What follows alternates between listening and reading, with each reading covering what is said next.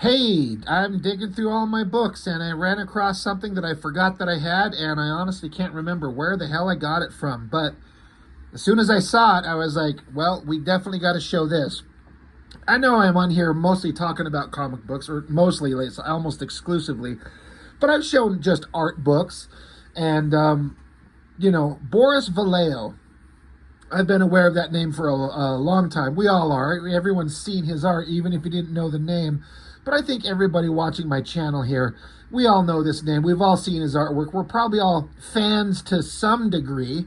Art's completely subjective, and it's kind of, you can see an artist, you can tell that their work is profoundly good, but it still just doesn't kind of click with you. For me, Boris Vallejo's kind of in the middle of that kind of mindset.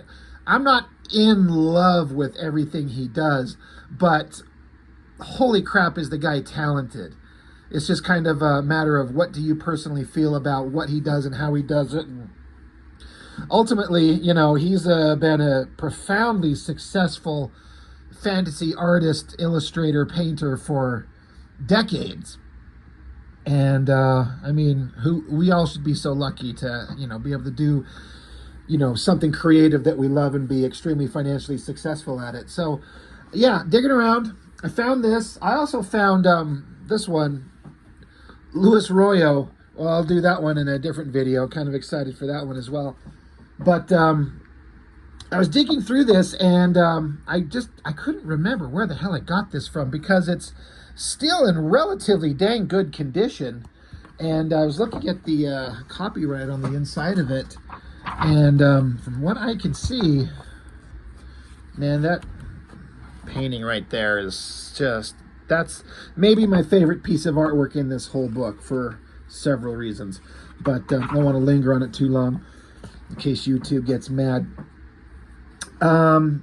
Yeah, this is saying copyright 1985, and that's the only copyright in here. I thought this book was much newer, but from everything I can see, this book was printed in 1985. I was 8 years old, and where the hell did I get this thing from? And it's still in really good condition. So, but basically, it's Boris Vallejo talking about techniques and process and how he does what he does. And that's another one of my favorite paintings. That's one of his best from 1979 too. I thought originally I would kind of talk about in great length through the whole thing, and there's not really any way to kind of boil it down to the basics. A lot of it is kind of similar sounding stuff that I've heard all through my life learning to do artwork on my own. People who are artists tend to start very young and have always had art tools in their hands, and then some of it's self-taught, like he's talking about here, but then there's something very extremely valuable about getting into a room with people who know what they're doing and showing your work to others, showing your work to people who are infinitely better than you so they can show you what you're doing wrong, and just learning and seeing. And so he goes on and on and on quite a lot about techniques and business practices and how he does everything that he does. And it's a really informative book, but I'm not going to sit here and try to explain all the stuff that he talks about here. That would just take forever. That's another great one.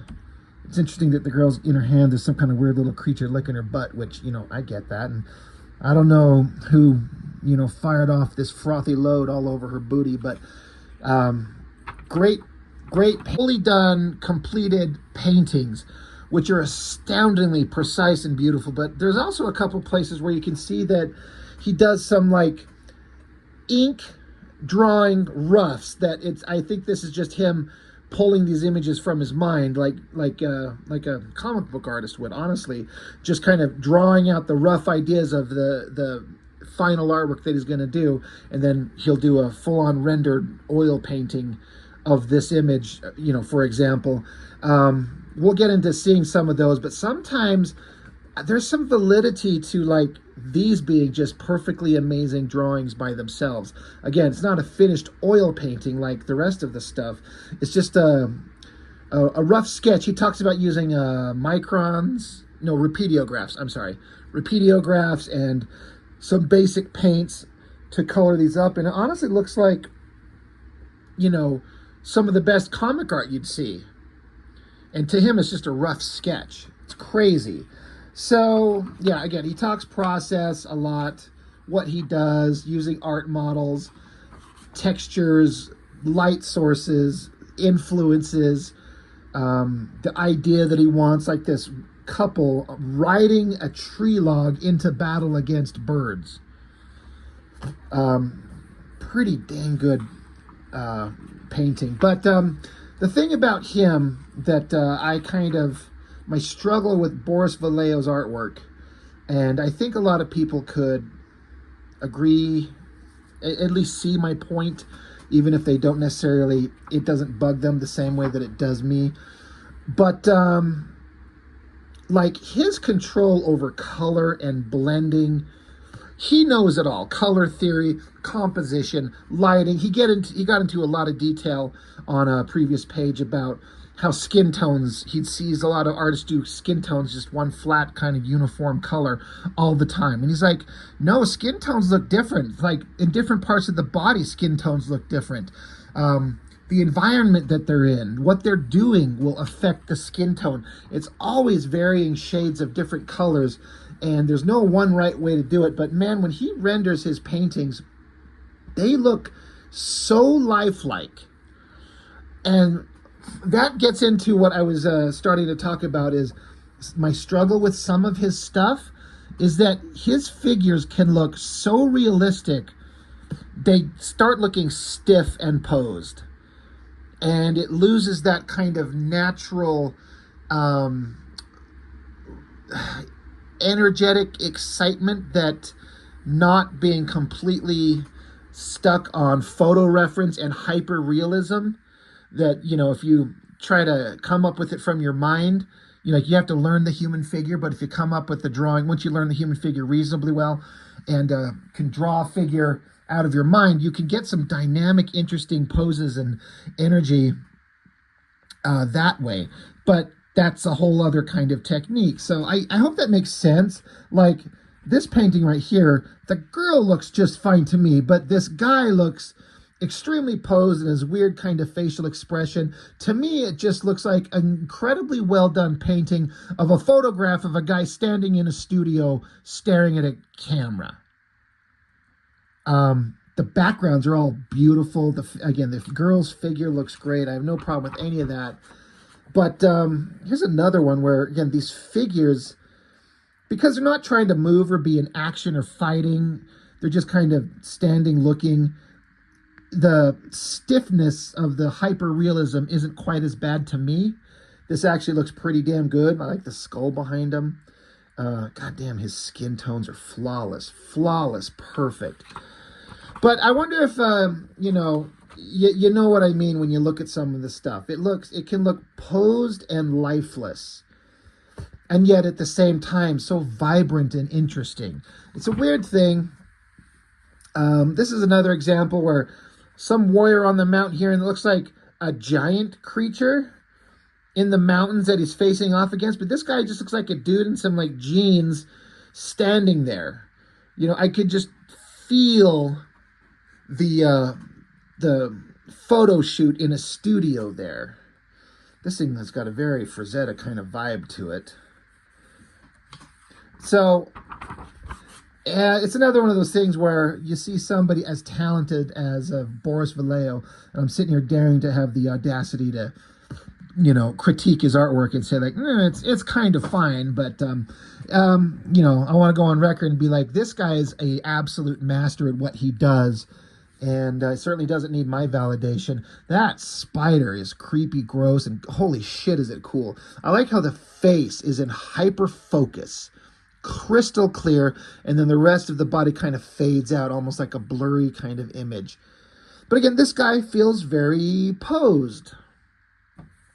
But does it work? I mean, I guess it does. Kind of the same thing going on here. These all just like, there's just a guy standing under a lamp in a photo studio and, turned into a fantasy painting. That one right there, the girl with the giant lizard monsters, that one feels a little bit more naturalistic. I don't know why. kind of works for me a little bit better.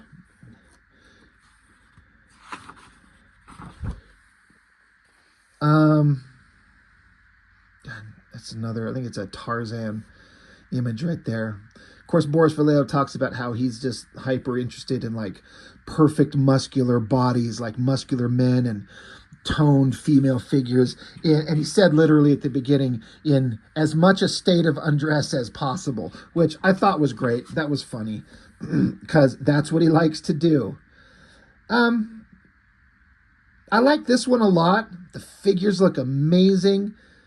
The kind of story that's told in a single image, warrior guy, creatures coming to fight them, the woman down here pointing, everything looks amazing. The shadows and the anatomy are just flawless. I love the kind of faded out mountain in the background.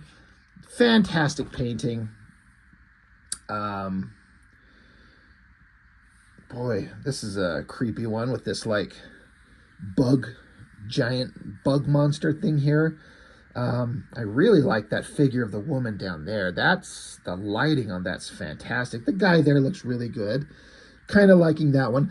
This one is one of those where it's like so perfect. Look at those skin tones. Like it almost looks like a photograph. That's one of the things about Boris Vallejo's artwork that I think is that stands out to me, is that it can look so hyper realistic. It's almost like a photograph. In terms of how real it looks, but then it's in this fantasy setting. It's, I don't know, it's really crazy what he's able to do with his paints.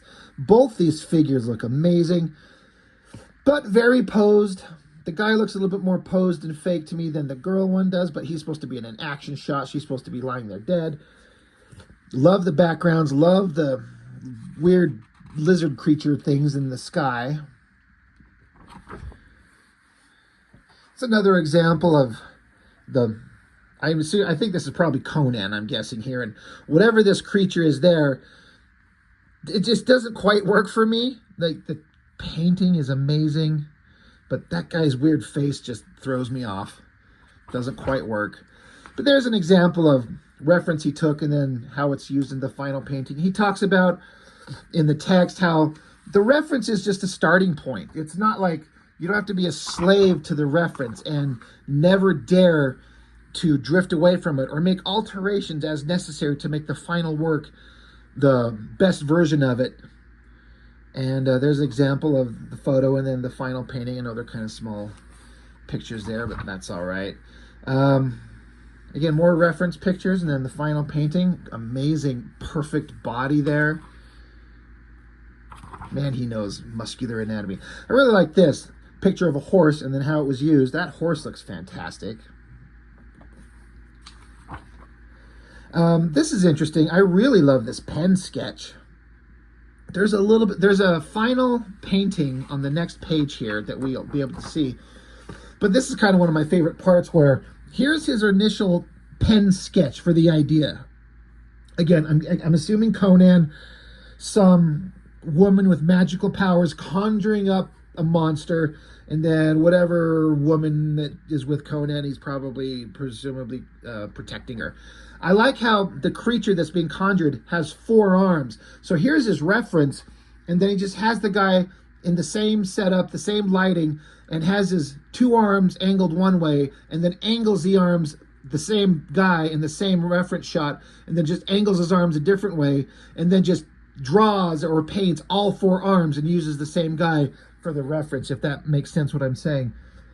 But the ink sketch here, like his understanding of line weights and ink work, like any comic book artist I know would be freaking ecstatic to have finished art that looks like that, I believe. I mean, let's just get that up close. Looking at the line work in there, it's incredible. This is just how good this guy is. So love the initial sketch, and then you get to see the photo reference. There's his reference shot for the main guy, the girl in the background, and then the wizard woman up front, whatever she is, witch, whatever she's doing. Interesting how the pose that she's got there, she's got her leg bent there, but then he decided ultimately to not have her leg bent, just have her standing there. It's all great. I think the monster creature looks the best. I like this figure of the woman, but again, they all kind of look like they're just standing there. So I guess, you know, to the random person on the street who, this is a cover to a magazine or something like that, will look at it and just be wowed by the amazing figures, the great color technique, the monster shot, and just be wowed by it. But like a guy like me who, you know, and like most of us, we all read comic books, and we've been just spending our entire lives seeing some of the best artists do some great action shots, and there's movement and energy. There's a certain element that's kind of missing, again, because these figures feel just stiff and posed, and but it might be kind of lacking energy, and for lack of a better term, slightly lifeless. But on the other hand, it's still so damn good. It's incredible painting skill. There's a rough sketch in pencil. Again, clearly, profoundly talented guy. Now, this stuff I liked. Whether he's using reference or not, I would guess not, because kind of like Alex Ross, you know, the comic artist and painter, he obviously uses reference for all his finished works, but if you ever just see any of his sketches that he does where he's not sketching from photos or reference, he knows anatomy so well. Even his just pencil sketches from his head are incredible. That's kind of what I feel Boris Vallejo's got to be the same way. I'm guessing that these all come out of his head. I'm guessing. But these are really cool. The rough sketches, just kind of like working out ideas. There tends to be a lot more energy and life in rough sketch things like this than a final project that you worked over and produced and reproduced to get to the final image. It suddenly loses some of that life. So I love this part of the book with these sketches like this. This is neat, really neat stuff. This is another one of my favorite paintings. I like how the backgrounds are kind of not hyper precise. It's like impressionist. I don't know, not impression. I don't know. That's a art term that I don't know if is correct, but you get the impression, the idea of what we're looking at, the vague idea. It's rocks, it's maybe water in a river. You get it, but it's kind of blurry and faded out, really. If you look at it, it's not hyper detailed, nor is the background, but the figures, especially the upper bodies, are so hyper flawlessly perfect. Bringing those up, look at the highlight glints on the skin of the guy there and the woman in the background. She looks amazing. And these centaur creatures with a half human body, half horse. It's just such an interesting thing to be like in hyper focus on the figures, and then kind of blurry, faded out backgrounds. It helps focus your eye, but it all comes together perfectly. So great. Love these pencil sketches of those up there too. Those are great. This is another interesting example of full color sketch, colored ink rough, he calls it, and then the final painted version. Now, it's entirely up to you to determine which one looks better. I think the casual eye might drift to the fully finished painted drawing because it looks so realistic. It almost looks like a photo of some real people in a way versus a comic book cartoony drawing. But I kind of dig this cartoony drawing. I think it's just a little bit better in some subtle ways. I just, everything about it looks good. She's got a little bit more of an expression on her face, an intense look, than that one there. I like the girl in the background here. Again, she's got a more intense look on her face. Let me bring those up closer to the camera. If you can see, I feel like there's an intensity to the expression on their faces there that is not there. They look kind of like they're just women in a photo studio and just standing there posing, and it's beautiful, the rendering, the skin tones. But I especially love this girl's figure, the dark highlights on her dark skin, the dark shadows on her skin, and then the highlights on it. Both are incredible. And I know that he'll get paid 1,000 times more for this finished painting. But that sketch from 1982, I mean, is that Red Sonja? I mean, I don't know. It's a really interesting contrast to see both, honestly. And we can all kind of decide what we like best. Another version, Conan facing off a lizard dragon thing.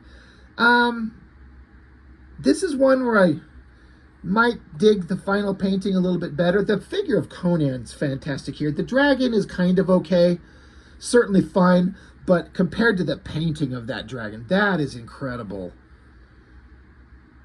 Fantastic. Like, there's no comparison on the dragon part of it, but the Conan figure's great. Here's another one. Final, perfect, beautiful. God, I love the composition of this with kind of the white negative space around it and then this rocky formation. Each one of these girls looks incredible in this final painting. Let's look at it up close. Like that girl right there. I think she's on the cover. Yeah. Holy shit, is that good. She looks good. Flawless body. Great skin tones, all of them. But each one of these figures, I'm just repeating myself. I know. They look like they're just art models standing in a room getting their picture taken.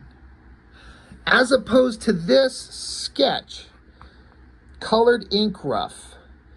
There's a little bit more life to each one of them in that, I feel like. I love the coloring on the smoky thing in the air above them, but each figure, they feel like, all these women feel like they're in the same environment together, where these feel like they're separate elements pieced together, which is exactly what they are. I don't know if I'm articulating what I'm saying or what I'm meaning very well, but I really like the rough sketch because it feels like something out of a comic book. But of course, you can't go wrong with that finished painting. Fantastic. So I love the comparisons of the two. I just find it interesting that I'm gravitating towards the color, the roughs, as almost a better thing. Great fantasy image there. Some flying creature and some woman sitting on top of a egg, I'm guessing. This is an egg shattered and the creature coming out of it. Who knows? Pencil roughs. That looks like an Alex Ross drawing, like a similar thing, just drawn in pencil to figure out all the shading and then you paint it up. There's his reference there. Multiple figures for multiple points of reference and a tighter finished pencil sketch. And then the process of how he does an underpainting first and then gets to the final image. It's freaking National Lampoon's Vacation. Chevy Chase wishes he was that buff. Really interesting. Very well done. Did I skip a page? No. Again, this feels very Frazetta-like. 1979. I wouldn't be surprised if there was some influence there. It looks awesome, of course. It looks great. Kind of more of the same. You know, these fantasy images. Warrior guy, damsel in distress, monster in the background, some kind of a villain. It's certainly good. Not my favorite out of them all. That one's, you know, getting some motion and action in it, but still feels kind of stiff. But good. Love this one. I love this shot of the girl standing there. It's another one of those where, like, all the background's kind of faded and hazy, but it reads, and then you focus on the girl, and it's in hyper clarity. Great figure, great perfect details on the sword and the hilt and the microscopic outfit she's wearing. That's from 1982. Some more random paintings from 78 and 79. Again, I feel a Frazetta kind of vibe with these colors because it's a little bit more abstract-y instead of hyper real. I wonder if there's some kind of crossover in terms of influence. Is this Flash Gordon, maybe? Wondering. So then there's just some awesome illustrations through here towards the end. It's goofy, creepy looking creature. That's awesome right there. This is The Witch and Her Familiar. Marvel Comics, but Marvel spelled Marval.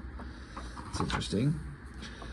And then there's a whole process of a painting for heavy metal. Then there's a colored ink rough, which I think any comic artist that would produce that would be freaking ecstatic to have that. There's his rough, and then he starts talking about the going on the artboard, penciling it in, and then doing an underpainting, which is, this is the part where painting just loses me in terms of understanding how the hell it's done.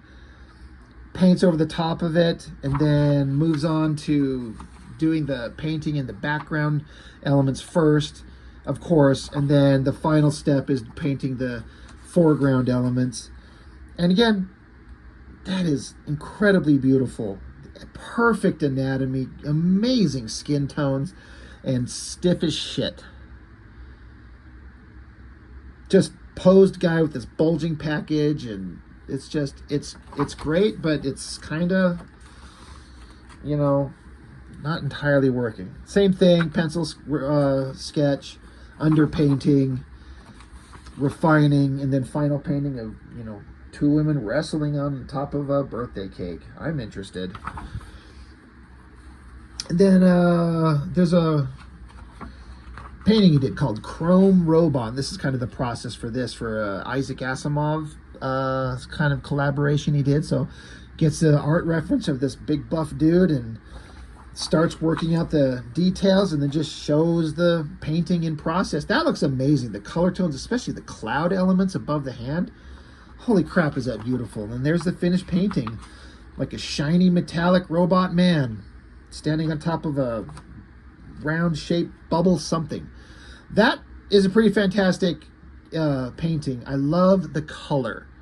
The color choices are just flawless. And then this image here, I think that's Boris Vallejo using himself as reference. I think that's him. And he was a bodybuilder. Like, he was into muscular and fitness, I'm almost positive. Again, look at the feet. Very hazy and, you know, fuzzy.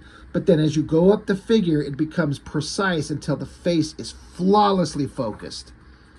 Just draws the eye and focuses you right there. It's really cool.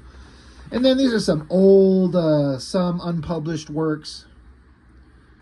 All good stuff. And that's basically it. So, Boris Vallejo, and there's a lot more stuff. Like, again, this is old. There's a lot more recent stuff that would be fun to look at. But this is just something I come across. And, you know, if I find anything more on the guy, I'd love to show it off. Because, again, it's not comic stuff. But this is all connected. It's fantasy illustration of warriors and monsters. It's all the same thing as far as I'm concerned. It's all connected, and it all looks great.